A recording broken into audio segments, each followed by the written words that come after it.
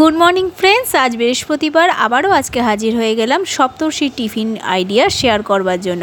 সপ্তর্ষি যত বড় হচ্ছে খেয়াল করছি যত রকমের হেলদি খাবার আছে সব কিন্তু তার অপছন্দের তালিকায় পড়ে যাচ্ছে, কিন্তু সেই খাবার যদি একটু চালাকি করে টেস্টি করে দেওয়া যায় তবে সপ্তর্ষি কিন্তু ভীষণ খুশি হয়।